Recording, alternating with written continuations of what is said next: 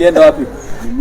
Ona thengia wa igutha ria wagi wa mbura gwa kahinda karaya uria uracungiririe mahiu maingi gukwa ni kwaga irio cia kuigana, anyiti itemi thogora-ini ya wendia wa nyama cia ng'ombe kaunti-ini ya Laikipia ni matabanĩtie mũcemanio taũni-inĩ ya Nanyuki wa kwarĩra mĩtaratara ĩrĩa yagĩrĩire nĩguo gũcokereria riri wa thogora ĩno, amu ũrĩithia wa mahiũ gũkũ bũrũri-inĩ ũthiĩte na mbere na gũkundĩra kuma mwaka wa 2015, ĩndĩ agũri na thoko ya nyama no ĩrararama. The problem we came to solve is that livestock production has been decreasing since 2015, while demand for meat has been increasing.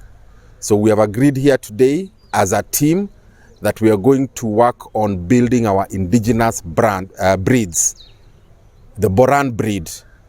Build it, commercialize it to ensure that we're able to produce quality meat in big quantities consistently that the market is demanding. Na kuona kaunti ĩno nĩ imwe iria ng'ombe nyingĩ mũthemba wa Boran ĩrĩkũrĩkanĩte na nyama ya gĩkĩro kĩa igũrũ na ĩtĩkĩrĩkĩte thoko-inĩ ciumaga, maugĩte nĩ mekũnyitanĩra na thirikari nene oro hamwe na ya kaunti nĩguo kwambatĩria ikĩro cia nyama icigo-inĩ itiganĩte nĩguo ĩtũnganie mabata ma thoko cia gũkũ na cia kĩmabũrũri. Which is very good for the market and for security, so that we can be able to track all our livestock and can tell the consumers that we know where the meat is coming from.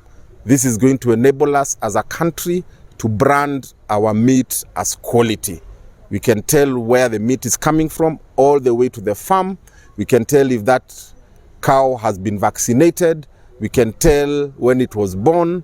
We can tell what it has been eating, and that gives confidence to the market that we are now have a superior product in beef. Governor wa kaunti ĩno Joshua Irungu augĩte mamwe ma makinya marĩa thirikari yake gũtacũkia gũkinyanĩria matanya maya nĩ gũtigĩrĩra ng'ombe icio oro hamwe na cia iria nĩ ciaheo njanjo iria ciagĩrĩire oro hamwe na kũheo mbegũ nginyanĩru. Na ũrĩa vaccinations kana vaccines ikorwo irĩ cia bei ya goro mũno atĩ arĩmi aitũ ona matihotaga gũkorwo ona makĩhota gwĩthondekera ng'ombe na ciao na njĩra ĩyo. Na kuo maũndũ macio mothe nĩtwarĩrĩria na nĩ njũĩ ihinda rĩgũka ikuhĩ nĩtũgũkorwo tũgĩka vaccination ya maũndũ maingĩ ya foot and mouth diseases na brucellosis na mĩrimũ ĩrĩa ĩngĩ ya ng'ombe na nĩgetha arĩmi aitũ makorwo makĩhota kuona faida kuma wĩra ũrĩa mararuta. We've agreed to come up with a strategy on how we can harvest the pasture we have now, bale it and store it so that when the drought comes, we don't lose any animals like we lost in the last drought. As you're aware, we lost about 2.5 million heads of cattle